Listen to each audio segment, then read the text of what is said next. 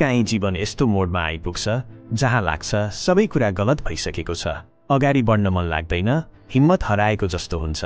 थकान शरीरमा मात्रै होइन, आत्मासम्म गहिरिएको हुन्छ। सपना देखिन्छ, तर त्यो सपना यथार्थ बन्ने बाटोमा धुलो, हिलो र अनिश्चितता मात्रै देखिन्छ।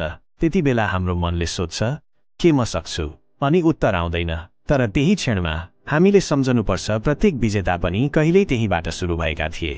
उनीहरू पनि एकपटक थाकेका थिए, उनीहरू पनि एक दिन लडेका थिए, तर फरक यति थियो, उनीहरूले हार मान्न मानेनन्। उनीहरूले हरेक बिहान नयाँ आशा लिएर आँखा खोल्थे, हरेक रात थकाएको बावजुद केही नयाँ सिकेर सुत्थे। उनीहरूलाई सफलता एकैपटक प्राप्त भएको थिएन, त्यो त हरेक दिन गरिएका साना प्रयासहरू, अनुशासन र आत्मविश्वासको नतिजा थियो। संसारले नदेख्ने ती घडीहरू जहाँ कोही पनि ताली बजाउँदैन, प्रशंसा गर्दैन, तर तिमी आफैसँग जुधिरहेका हुन्छौ, त्यही पलहरू त हो जहाँ तिमी बन्छौ, तिमी मजबुत बनिन्छौ। सफलता कुनै चमत्कार होइन, न त भाग्यको उपहार। सफलता त लगातार प्रयास गर्ने बानी हो, हरेक दिन आफूलाई सुधार्ने सङ्कल्प हो।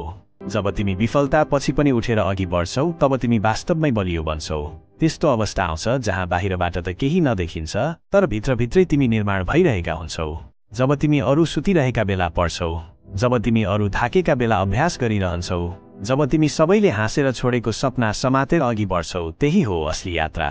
संसारले तिम्रो परिणाम देख्छ, तर त्यो परिणामको पछाडि रहेको सङ्घर्ष, पसिना र आँसुको कथा तिमीले मात्र जान्दछौ। अनि तिमीलाई थाहा छ, त्यो कथा कुनै दिन प्रेरणा बन्छ।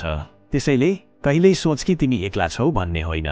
हरेक ठूला मानिसले एक्लै यात्रा सुरु गरेका थिए। उनीहरूले साथ खोजेनन्, उनीहरूले बाटो आफै बनाएका थिए। अवसर आफै आउँदैन, त्यो खोज्नुपर्छ, सिर्जना गर्नुपर्छ।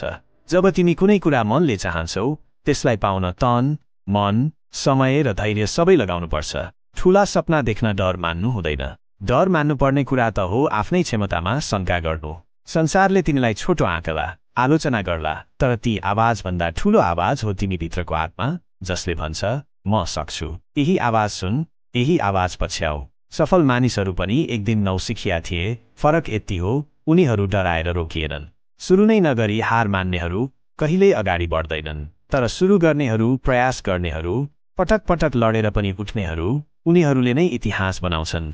जीवनमा हरेक चुनौती एक मौका हो, आफूलाई चिन्ने, सुधार्ने र अझ परिपक्व बन्ने। दुःखका घडीहरू आउँछन्, आँखा रसाउँछ, तर याद गर, आँसु पानी जस्तै हो जुनले तिमीलाई अझ चम्काउँछ। आज तिमी जहाँ छौ त्यहीबाट सुरु गर। ठूलो कुरा सोच, तर सुरुवात सानो कदमबाट गर।